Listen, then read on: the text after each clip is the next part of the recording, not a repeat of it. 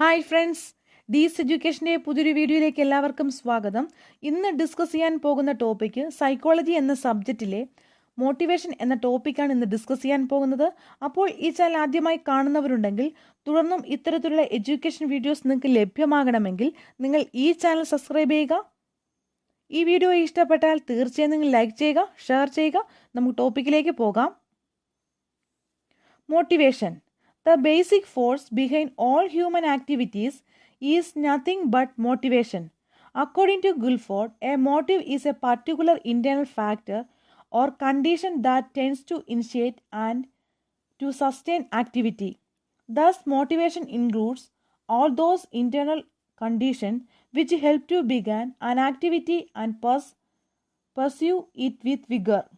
Motive is different from stimulus because it is there even before the stimulus is encountered. In the absence of internal motive, the stimulus may not work. Motivation അഥവാ അഭിപ്രേരണ മനുഷ്യൻ്റെ എല്ലാ പ്രവർത്തനങ്ങൾക്കും ശക്തി പകരുന്ന ഊർജം അഭിപ്രേരണയാണ്. ഗിൽഫോർഡിൻ്റെ അഭിപ്രായത്തിൽ പ്രേരണ അഥവാ മോട്ടീവ് എന്നത് പ്രവർത്തനം തുടങ്ങുവാനും നിലനിർത്തുവാനുമുള്ള പ്രവണത വളർത്തുന്ന പ്രത്യേക ആന്തരിക ഘടകമോ അവസ്ഥയോ ആണ്. അപ്പോൾ അഭിപ്രേരണ ഒരു പ്രവർത്തനം തുടങ്ങുവാനും അത് ഊർജിതമായി തുടർന്ന് ചെയ്യാനും സഹായിക്കുന്ന എല്ലാ ആന്തരിക സാഹചര്യങ്ങളെയും ഉൾക്കൊള്ളുന്നു. പ്രേരണ ചോദകത്തിൽ നിന്നും വ്യത്യസ്തമാണ്. ചോദകത്തെ നേരിടുന്നതിന് മുൻപ് പ്രേരണ വ്യക്തിയിൽ ലീനമായിരിക്കുന്നു. ആന്തരിക പ്രേരണയുടെ അഭാവത്തിൽ ചോദകം പ്രവർത്തനക്ഷമമാവുകയില്ല. ഇനി The word motivation is derived from a Latin word motum, which means motion. It is the process of arousing movement in the organism. We may describe motivation as a state of the organism which involves the existence of a need that moves the organism and direct its activities to a goal that can bring about the satisfaction of the need. Therefore, motivation constitutes a cycle completed in different stages. The motivation cycle is explained below. Motivation എന്ന പദം മോട്ടം എന്ന Latin പദത്തിൽ നിന്നാണ് രൂപം കൊണ്ടത്. ജീവിയിൽ ചലനമുണ്ടാക്കുന്ന അഥവാ വ്യക്തിയിൽ ചലനമുണ്ടാക്കുന്ന പ്രക്രിയയാണ് ഇത്. അഭിപ്രേരണ ഒരാവശ്യവുമായി ബന്ധപ്പെട്ട് വ്യക്തിയിൽ സൃഷ്ടിക്കപ്പെടുന്ന അവസ്ഥയാണിത്. ഈ ആവശ്യം ജീവിയെ ചലിപ്പിക്കുകയും ആവശ്യ സാക്ഷാത്കാരം സാധ്യമാകുന്നതിന് സഹായകമായ ലക്ഷ്യത്തിലേക്ക് വ്യക്തിയുടെ പ്രവർത്തനങ്ങളെ നയിക്കുകയും ചെയ്യുന്നു. അങ്ങനെ അഭിപ്രേരണ വിവിധ ഘട്ടങ്ങളായി പൂർത്തീകരിക്കുന്ന ഒരു ചാക്രീയ ഗതി നമുക്ക് നോക്കാം. ഇതാണ് motivation cycle. Needs generate motives. Needs generate motives. Motives create tension. Motive create tension. Tension leads to action. Tension leads to action. Action result in satisfaction. Action result in satisfaction. ഇതാണ് മോട്ടിവേഷൻ്റെ cycle. In the beginning, there is a need which generate motives. The motives so produced create tension which motivates the organism to act for reducing it. In this way, the behavior of the organism becomes the goal directed. In the final stage, the organism reaches the desired goal and his need gets satisfied and the motive stops working. When once the organism reaches the desired goal, it gets immediate reinforcement. In other words, it is further motivated to go on acting again. The term incentives is used to indicate this force in the motivation cycle. Incentives are the objects satisfying the motives and intensifying the individual's motivation. Bonus given to the factory worker is an example for incentives. അപ്പോൾ തുടക്കത്തിൽ പ്രേരണ ജനിപ്പിക്കുന്ന ഒരു ആവശ്യം ഉണ്ടാകുന്നു. ഈ പ്രേരണ പിരിമുറുക്കമുണ്ടാക്കുകയും അതിൻ്റെ ലഘൂകരണത്തിനായി പ്രയത്നിക്കാൻ വ്യക്തിയിൽ അഭിപ്രേരണ വളർത്തുകയും ചെയ്യുന്നു. ഇങ്ങനെ വ്യക്തിയിൽ വ്യവഹാരം ലക്ഷ്യോത്മകമാകുന്നു.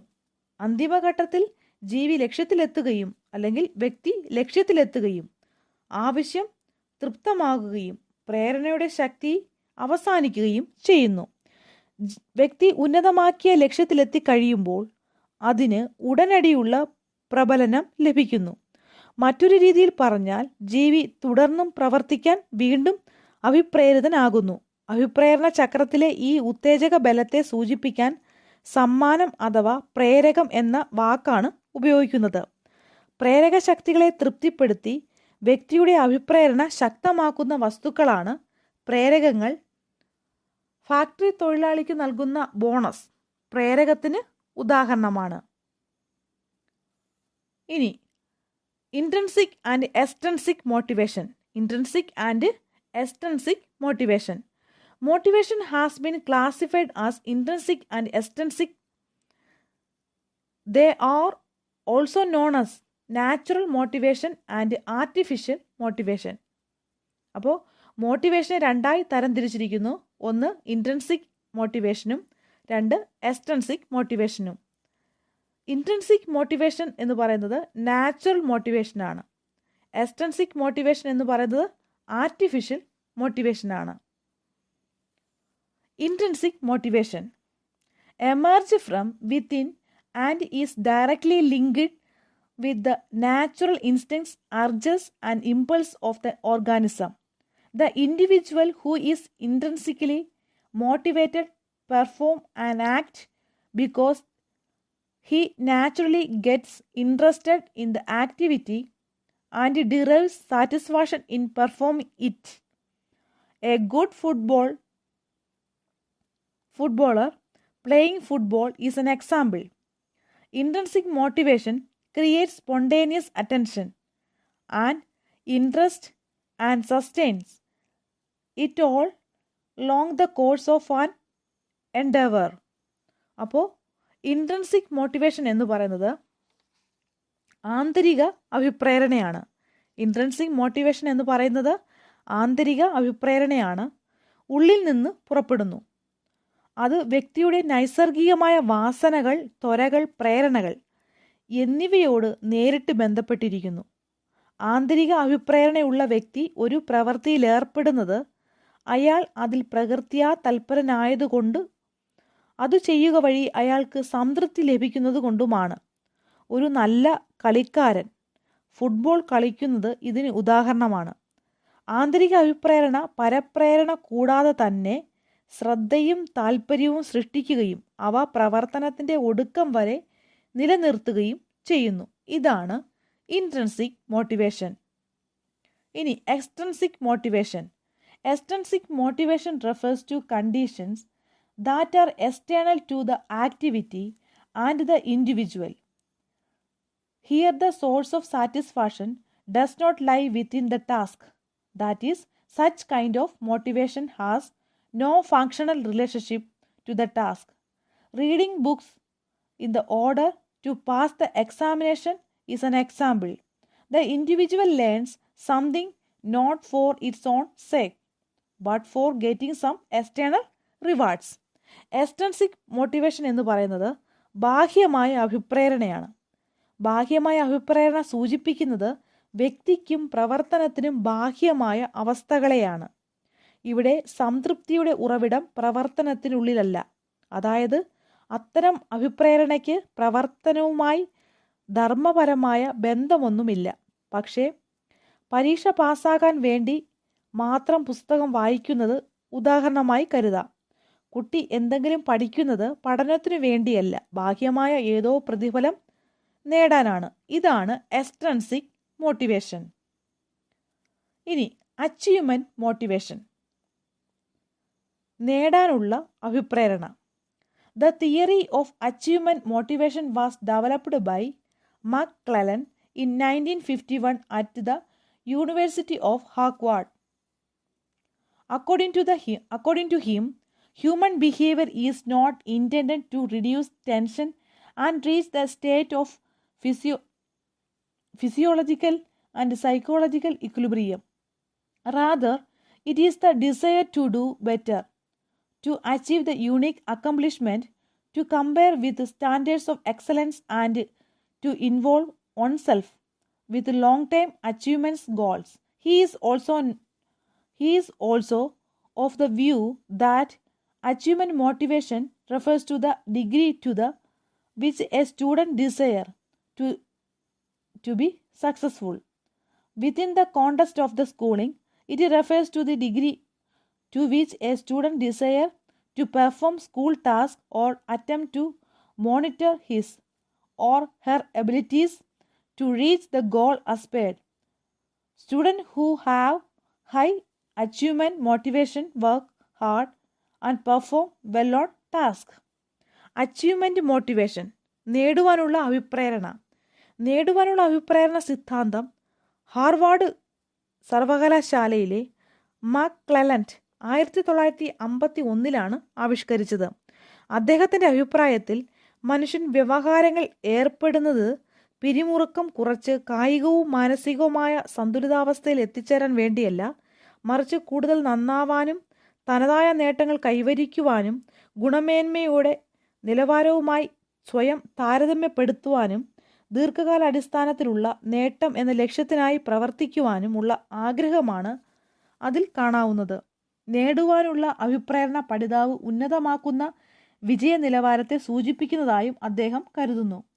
വിദ്യാഭ്യാസ പ്രവർത്തനങ്ങളിലൂടെ പശ്ചാത്തലത്തിലാകുമ്പോൾ ആ വാക്ക് സൂചിപ്പിക്കുന്നത് വിദ്യാലയ പ്രവർത്തനങ്ങളിൽ പഠിതാവ് ആഗ്രഹിക്കുന്ന പ്രകടന നിലവാരത്തെയോ ഉന്നതമാക്കുന്ന ലക്ഷ്യങ്ങൾ എത്താൻ വേണ്ടി ദിശാബോധം ആർജിക്കുവാനുള്ള പരിശ്രമത്തിൻ്റെ അളവിനെയോ ആകാം. നേടുവാനുള്ള അഭിപ്രേരണ ഉയർന്ന തോതിൽ പുലർത്തുന്ന പഠിതാക്കൾ കഠിനമായി പ്രവർത്തിച്ച് പ്രവർത്തനങ്ങൾ നല്ല രീതിയിൽ ചെയ്യും. അതിൽ അധ്യാപകൻ പഠിതാക്കളെ അനുസൃതം പ്രോത്സാഹിപ്പിക്കുകയും വിജയങ്ങളെ ഉടനടി പ്രഫലനം ചെയ്യുകയും വേണം.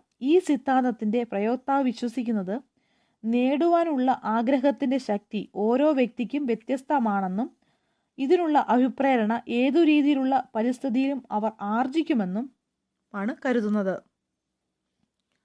ഇനി how to motive the children to learn. കുട്ടികളിൽ പഠിക്കുവാനുള്ള അഭിപ്രേരണ എങ്ങനെ വളർത്താം? ഒന്നാമത്തത് സെറ്റിംഗ് അപ്പ് എ ഗോൾ, ലക്ഷ്യം നിർണ്ണയിക്കൽ. ഏതൊരു പ്രവർത്തനത്തിനും ഉന്നതമാക്കേണ്ട നിയതമായ ലക്ഷ്യമുണ്ടാവണം. ലക്ഷ്യത്തെപ്പറ്റിയുള്ള വ്യക്തമായ ബോധം പഠിതാവിൽ താൽപ്പര്യം ജനിപ്പിക്കുകയും ശരിയായ പാതയിലൂടെ പ്രവർത്തിക്കാൻ അയാൾക്ക് പ്രേരണ നൽകുകയും ചെയ്യും. അതുകൊണ്ട് ഓരോ പാഠം പഠിക്കുമ്പോഴും ഉന്നതമാക്കുന്ന ലക്ഷ്യം പഠിതാക്കൾക്ക് വ്യക്തമായി കൊടുക്കണം. ആർജിക്കുന്ന ഓരോ നൈപുണ്യം പ്രയോജനം അറിഞ്ഞാൽ മാത്രമേ ഉൾപ്രേരണയോടെ പ്രവർത്തിച്ച് കാര്യക്ഷമമായ രീതിയിൽ അത് വികസിപ്പിക്കാൻ പഠിതാക്കൾ ശ്രമിക്കുകയുള്ളൂ. അടുത്തത് മെയിൻറ്റെയിനിങ് എ പ്ലസന്റ് അറ്റ്മോസ്ഫിയർ, ഹൃദ്യമായ അന്തരീക്ഷം സൃഷ്ടിക്കുക.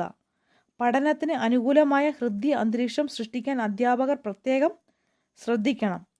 പ്രോത്സാഹജനകമായ ക്ലാസ് അന്തരീക്ഷം സൃഷ്ടിച്ചോ ഉത്തേജകങ്ങളായ ഭൗതിക സാഹചര്യങ്ങൾ ഒരുക്കിയോ ഇത് സാധിക്കാം. വേണ്ടത്ര സജ്ജീകരണങ്ങളുള്ള ക്ലാസ് മുറിയിലെ ആരോഗ്യകരമായ അന്തരീക്ഷം അഭിപ്രേരക ശക്തിയായി വർദ്ധിക്കാം. ഇനി linking the new learning with past experience, പുതിയ പഠനത്തെ മുൻ അനുഭവങ്ങളുമായി ശൃംഖലനം ചെയ്യുക. മുൻപ് പഠിച്ചത് പുതിയ പഠനത്തിലുള്ള നല്ല അടിത്തറയാണ്. പുതിയ കാര്യങ്ങൾ പഠിക്കാൻ വേണ്ട അടിസ്ഥാനം തനിക്കുണ്ടെന്ന് അറിഞ്ഞാൽ തന്നെ പഠിതാവ് പെട്ടെന്ന് അഭിപ്രേരിതനാകും. അതുകൊണ്ട് ബോധനം മുൻ പഠനാനുഭവങ്ങളുമായി ബന്ധപ്പെടുത്താനും അങ്ങനെ പ്രയാസം കൂടാതെ പുതിയ അറിവുകൾ സ്വാംശീകരിക്കാൻ പഠിതാവിനെ സഹായിക്കുവാനുമുള്ള ചുമതല അധ്യാപകർ ഏറ്റെടുക്കേണ്ടി വരും. ഇനി നാലാമത്തത് adopting effective methods of teaching, കാര്യക്ഷമമായ ബോധന തന്ത്രങ്ങൾ സ്വീകരിക്കുക. പാഠ്യവസ്തു ഏതു തരത്തിലുള്ളതാകട്ടെ സമർത്ഥനായ അധ്യാപകന് ബോധന കലയിലൂടെ കുട്ടികളെ പഠനത്തിന് പ്രേരിപ്പിക്കാൻ കഴിയും. അതേസമയം ശിശു കേന്ദ്രീകൃതവും മനഃശാസ്ത്ര തത്വങ്ങളിൽ അധിഷ്ഠിതവുമായ നൂതന രീതികൾ അവരിൽ അഭിപ്രേരണ വളർത്തും. അതുകൊണ്ട് ബുദ്ധിയുള്ള അധ്യാപകൻ ഉചിതമായ ബോധന രീതികൾ തിരഞ്ഞെടുക്കും. ഇനി 5ാമത്തെ point, using appropriate audio visual aids. നേട്ടങ്ങളെക്കുറിച്ച് ഉചിതമായ ദൃശ്യശ്രാവ്യ ഉപകരണങ്ങൾ ഉപയോഗിക്കുക. ദൃശ്യശ്രാവ്യ ഉപകരണങ്ങളും പരീക്ഷണശാല, ഗ്രന്ഥശാല, കാഴ്ച ബംഗ്ലാവ് തുടങ്ങിയ സൗകര്യങ്ങളും ഉപയോഗിച്ചാൽ പഠനം രസകരവും അർത്ഥവത്തുമാക്കാം.